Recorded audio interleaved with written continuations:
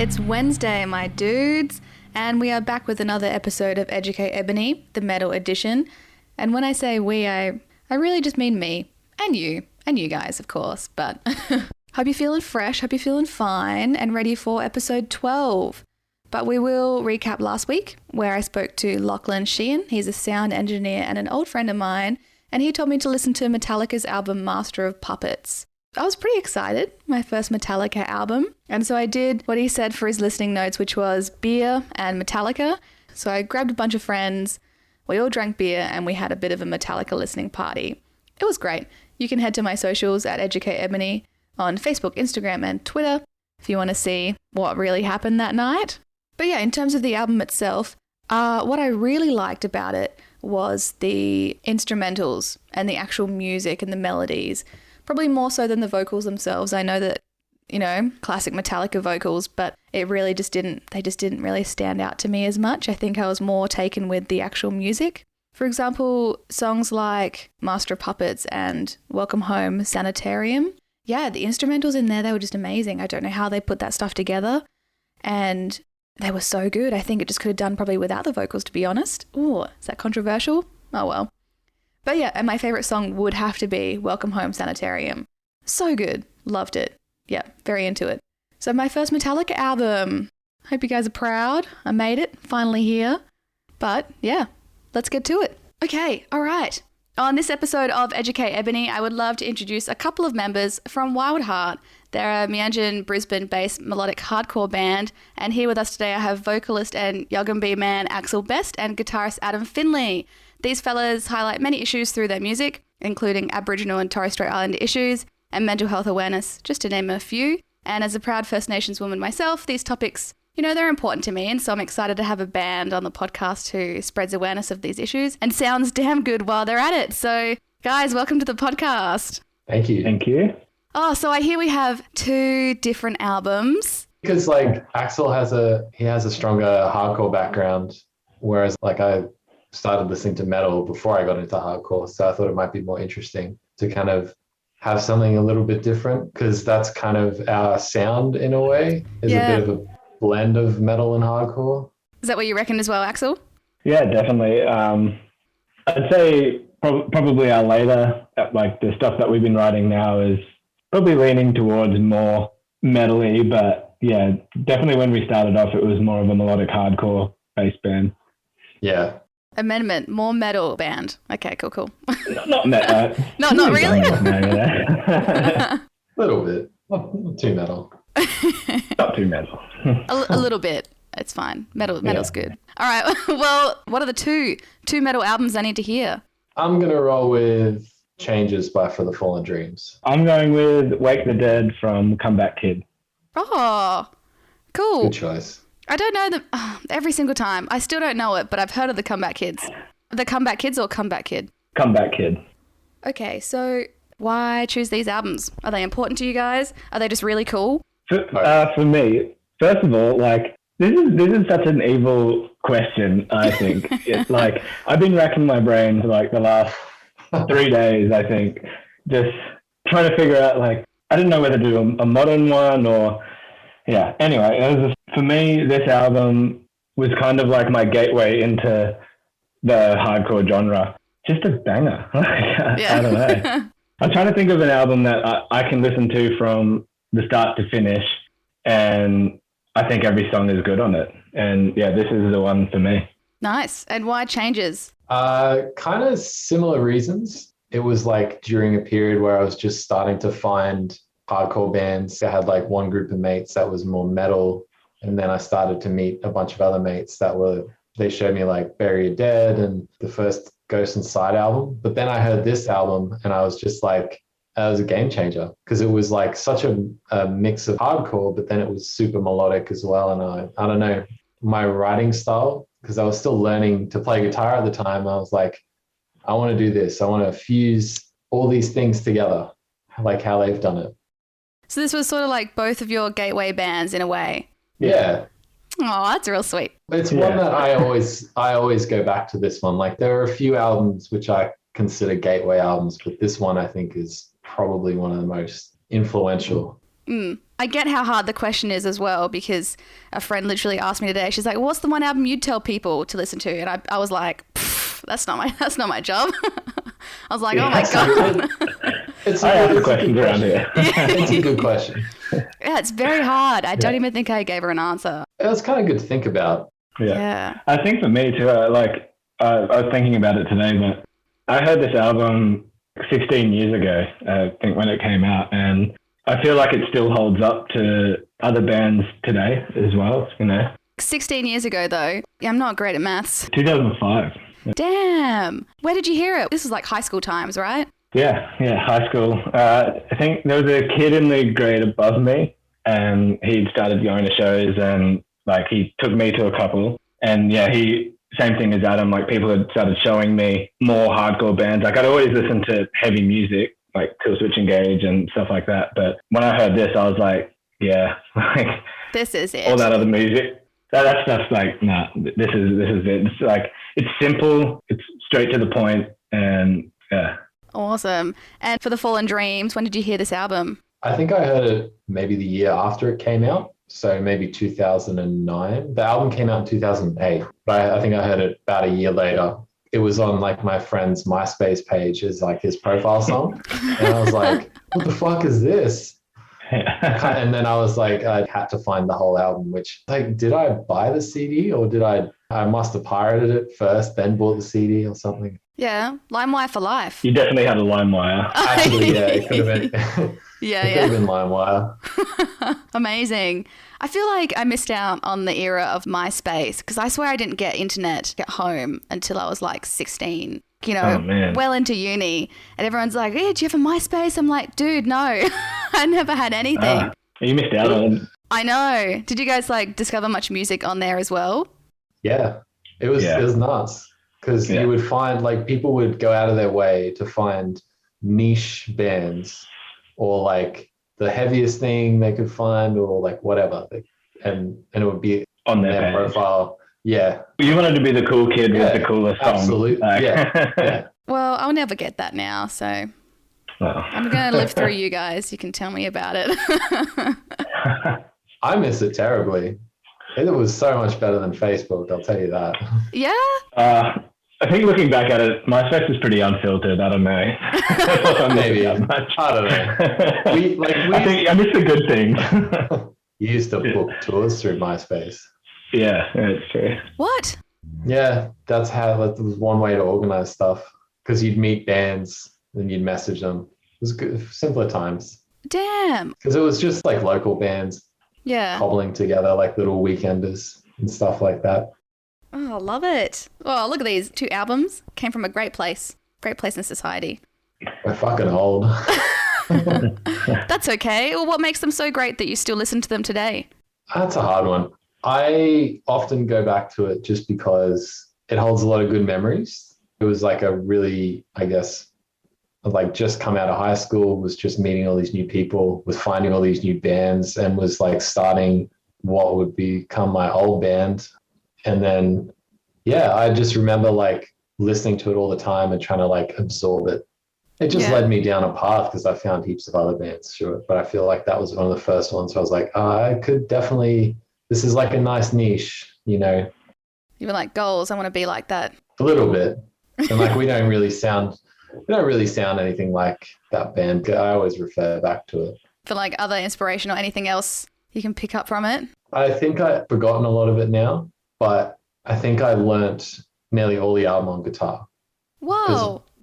When I was like 18, 19, I would actually like practice my guitar and learn songs. And I learned like the majority of the record, whereas like now I'm too lazy to do that. But it was a really fun experience to actually like, commit to doing it. And it was one of the first, because like they weren't a big band at the time, That was like one of the first records I learned by ear as well. That's good. I couldn't find tabs for it. Oh, Jesus. Wow. And what about Wake the Dead? What makes this one so great? I think it is probably the same. It's like just memories, really. I think I've seen Comeback Kid now 8 times. I don't know, like most time that they've come to Australia, I've seen them. And I think because their live show is so good too, every time I listen to the album, like I think back at like how good they are live, and it's also just a really easy album to listen to. I think for a hardcore album, it's not overly aggressive, so you can put it on a breakfast or put it on before bed. It's very punk. It's very punk. Yeah, it is punk. Yeah, but I guess that's that bridging my way over to the hardcore scene is because of that. Like I play guitar as well, and sort of similar thing for me. It's got the two things I love the most, and that's like octave chords and unison bends, and it's all the way through this album, like from start to finish. I'm pretty sure it's in nearly every song. What are they? Can you tell me what they are? Please Adam's explain. probably better at describing it. I don't know how to describe it to somebody who doesn't play guitar. It's in like every song. It's like the most basic chord that you can play as a guitarist. Yeah. Every band does it, and they're great. They just sound so good. What's it called again? Octave chords. Oh, wait. Yeah. Everyone I plays know the higher what it and the is. lower. Yeah, Everyone who's playing guitar is like, oh yeah. I played a bit of piano, but I get it. An octave chord. Yeah, okay. Yeah, and unison bend is pretty much just like bending two strings at the same time, or keeping one string still and bending the other one up. And that sounds extra cool, or? When you listen to this album, you'll hear it, and that's it. Yeah. You'll hear it. Okay. And you'll be like, that is cool. Oh, all right. I'll listen out for it. But you said lots of memories with this album. Is there a memory in particular that stands out? Like you were somewhere and it was playing, or you put it on for a certain reason? I feel like one that like stands out to me is literally just sitting in my friend's car and driving to see them for the first time, and like listening to the album again to be like pumped up for the show. Yeah. And I love those days.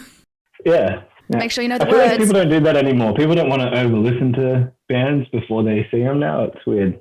I don't know. I think I still do. Like if I'm going to see a band, I'll play them like all day. Make sure I get the lyrics right. So, just in case. But yeah. Is that the same for you as well, Adam? You have like a certain memory that like really goes with this album? Yeah. So I sort of, again, like around that time, like 2009-ish. That was when I like joined like a band, and like we were doing like little weekender tours and stuff. Wake the Dead got a lot of airtime as well, but it was just like an hour. Like I listened to it and it reminds me of going on tour for the first time and just having a blur of a weekend. That's awesome. What was your first tour like then? I'm originally from Cairns, so we had like a very tight-knit, heavy music community. And shows back then were just nuts. Like it was a bunch of kids just getting drunk in the park and then coming for a mosh. And it was sick. Everyone had a good time. And like, there were a few people in the scene who worked real hard to get bigger bands up north as well. But yeah, the first time we did it, it was definitely a trial by fire. That's awesome. Well, going to the albums specifically, if you say an album, I assume it's a great album start to finish, but there's got to be some highlights, right? Tell me them. I think for Wake the Dead, like the biggest song is the title song. Okay. Is Wake the Dead. But probably a couple of my other favorites would be like Bright Lights Keep Shining and Talk is Cheap. Yeah. Adam? Probably the intro track. Oh, the first track, sorry. Brothers in Arms. And the last track, Through the Looking Glass, is also one of my favorites. Start and finish. But yeah, probably an honorable mention to Vengeance, which is near the end. All right. Now, since you're both guitarists as well, and you've had how many years to listen to these albums, is there an aspect that you notice now more so than you used to that you really, really like? And not just the octave chords, maybe some other stuff that you're like, oh, I see what they did there, or something like that. For someone who doesn't hear that kind of stuff, what should I be looking out for? That's a bit cool. I actually think the drums are really good in this album. Yeah, why? I think from a sound point, I just think they sound really good. Like there's something about them, like the kick drum and the snare just sounds really good. And probably actually later on, I've come to like the vocals more, and then at the same time, I like the new vocalist better than the guy on this album. Yeah. Right. Are they similar? Because I haven't heard it, obviously, but is their vocal style similar to yours, or do you take any inspiration from that? No. No, like come on. His is like really quite more of a yell rather than a scream or anything like that, and it's quite high pitched actually. Yeah. Oh, really? You probably took more inspo from the new vocalist. From the new vocalist, from his later stuff. Yeah. Oh, yeah. How many albums do they have? When did he come in? He was always in the band. Oh. He was the guitarist originally. And then after this album, he took over vocals. So I think they've probably done like 4 more albums after this. Oh, damn, yeah. Or maybe 3 and a couple of EPs or something. Yeah. Yeah. All right. And what about you, Adam, with Changes? I think it's the melodies. It's kind of like the album's basically just like a mosh album, essentially. It's just really simple riffs. But the takeaway for me was like, especially when I was younger, was always like, oh, they have all these nice chords over the top of these like heavy parts. It was kind of just that juxtaposition, which you hear like everywhere all the time now. But yeah, when I first heard it, I was like, oh, that's really cool. And it's funny listening to it now, though. It sounds so like, because they was like their first album. They were like 18, 20 or something when they did it. So it does sound a little unrefined, but like so many bands ripped off this album after it came out. Everyone was trying to emulate it. So to say it didn't have an impact on other people for that same reason, just like everyone was writing like heavy riffs with nice little pretty guitar melodies over the top. It's still a big thing, though, even to this day. People just don't let it go. I mean, it's great. It's obviously really cool, but I don't know. I want to. It's all cyclical. Everyone's just rewriting the same riff in different ways. Yeah, true. Yeah, we do this. We do the same thing in our music. Write the same riff. Not the exact same riff, but like our thing's always like we want to be heavy, but we want to be melodic, and you know. Does that mean that you ever write songs where, because the juxtaposition is really important? Do you ever write a song with one that just fails? Like, I don't know, either the balance isn't quite right or it's too heavy and then too light. How do you make it work? Trial and error, really. There's plenty of songs that never see the light of day. There's plenty of demos that I've just gotten rid of because I wasn't feeling it. But we definitely take our time as well. Yeah. I do like variety though. Like I do sometimes will try to focus more on one aspect. You know, maybe one day I want to write, like I want to write something that's really heavy, or, you know, other days I might go, I want to write something that's more focused on melody and like giving a lot of space for vocals and things like that. This is why I'm not a musician, because I don't think I could do that. So I just write about it. I got to say, one more notable thing that I forgot in this album is like the gang vocals as well. There's so many gang vocals in this album, and it is it's so good. Like, now that I listen to it, it's definitely corny, it's definitely cheesy, but that was such a big thing in the early 2000s though, was the gang vocals. But I feel like their one is like it's cheesy, but it's still good. It sits at a nice level, I think, in the mix. So what are gang vocals? Many dudes in front of the mic and you scream into it, and they just record layer after layer after layer. Yeah. It's like the opposite of harmonizing, just layers. Yeah. No harmonizing. It's just Nice. I mean, obviously the albums are like big deals to you guys, and you know, when you were younger and everything, but when did you realize it was an important album? I mean, maybe a couple of days ago when I asked you about this, but like, did you realize any earlier? You're like, yeah, this is it. No, I've always gone back to this album. You know, I have a habit of, if I'm going on like a long drive or something or a road trip, I'll be like, all right, I'm going to go back in my catalog and dig up like old classics. And this is usually like one that I'll put on. Yeah. I feel like I didn't realize how many important albums I like had until you asked this question. Yeah. But yeah, I guess the same thing. Like there probably hasn't been like many consecutive months where I probably haven't listened to maybe not the whole album, but at least like a couple of tracks off this album since I've heard it. I guess that's why it's important to me. And then I guess in the scheme of like their entire catalog, because I assume if you've heard this one, you're like, awesome, like that. What else did they have? What made you stick with this album out of everything you could have chosen from these bands? This one's just the best. It's just the best. it's honestly just the best. I'll note that down. Just the best. Just the best. I think they have another album that is definitely up there for me, but it just doesn't have like the memories that like I have attached to this album, I guess. Yeah. I'd say I'm the same. Like a big part of it is just nostalgia. Like they've done other albums that are good, but they will never capture that same kind of feeling of when I was like, 18, 19, discovering all these bands and whatnot. They also did 2 albums that were not good, which we don't talk about. Oh, okay. Yeah. That was the dark times, but they put out a good album after that, so it's fine. Wow. All right, my favorite question. What are my listening notes? How do I need to listen to it? Where do I need to be? What am I doing? I think it's a good road trip album. Okay. I don't go to the gym, so I wouldn't know if it's a good gym album, but... Yeah. I think, actually, Wake the Dead's probably a good gym album. It's upbeat from the start, and I don't think the tempo changes, the whole way through the album. It's pretty quick. But I guess also it's a good... I feel like we've played it on pretty much every tour we've ever done. I think it's definitely come on at least once. So oh yeah. Yeah. It also once you know it, it's a good background music because it's not, as I said, it's not overly aggressive either. Yeah. Everyone can listen to it. It's hardcore for everyone.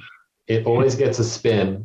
If we're just hanging out, if we're hanging out having beers with mates, always try to sing a Comeback Kid song in there somewhere. Yeah. Well, before Axel, you did say it was listen to it at breakfast. So I'm gonna get up, have Maybe breakfast, you should try that. go to the gym. Have breakfast there. Yeah. Just do the whole thing, and then I'll go for a drive somewhere. I don't know, somewhere It's scenic. a pretty short album, isn't it? Yeah. It's not long. I'll listen to it twice through, just to get the time in. You won't just listen to it twice. It's going to be with you forever now. Yeah, you reckon? All right, I'm looking forward to it. Yeah. Oh, man. All right, well, I've got my listening notes. Go for a drive somewhere nice. Any recommendations? Definitely not the Gold Coast. I'll go the other way. I'll go to the sunny. Either way, it's got to be at least an hour-ish so you can get the album in. All right, I will do it. Okay. Go to Mulaney. I haven't been there yet. Oh, yeah. That'd be great. Mulaney's nice. Yeah. Yeah. And when I say I haven't been there, for everyone that's listening, I'm from Adelaide, and for you guys too. So I haven't been in Brisbane super, super long, but haven't been to a lot of places. So noted. All right, this is great. Well, anything else to add before we wrap it up? It's probably all good. It's a really good album. Yeah. It's actually these albums are getting old enough to the point where there's probably people who are getting into heavy music now that are going to have not heard it because it's old enough now to be kind of not forgotten about, but certainly it's an unknown to younger folks, I think. Yeah. Well, I guess they'll just bring it back around. Yeah, that's it. Yeah. And now that you mentioned that last Comeback Kid show that I think you were at as well, Adam. Yeah, I don't think there were many people younger than us. No. It was, because they played the last Crowbar show. Yeah. Yeah, sad times. And it's funny you talking about them playing live. I think their albums, they sound, it's hard for a band to sound as good on the album as they do live, or capture the energy, I should say. Yeah. Whenever a band can capture its live energy on a record, it's a hard thing to do, but they do it very well. Cool. Are they touring again? Can I go see them sometime or? After COVID. I have no idea if For the Fallen Dreams would come back to Australia. It would be Comeback Kid will, but they're just touring machines. They just tour and tour. Yeah. I mean, it's in their name, so. Yeah. Well, they've been to Australia that many times too. Yeah. I think they cover a Midnight Oil song. That's how many times they've been to Australia. Yes. A band from Canada covers the Midnight Oil song. That's amazing. It's fucking sick. It is so good. You wouldn't think it would work, but it is so fucking good. Yeah. I love it. After you listen to Wake the Dead, you got to go listen to their cover of Midnight Oil. Okay. Yeah. All right. That sounds good. I will do that. All right. There we have it. The two metal albums that Axel Best and Adam Finlay think that you and I should listen to are Changes by For the Fallen Dreams and Wake the Dead by Comeback Kid. Guys, thank you so much for your wisdom. I can't wait to listen to these albums from your point of view. Awesome. Thanks for having us. No worries at all. Thank you very much. That's cool. Don't tell me just in case I know. No, I'm not going to know it. Let's be honest. I'm not going to know it. I try my best, You but probably will. I'm going to sincerely doubt it, but it's fine. Okay.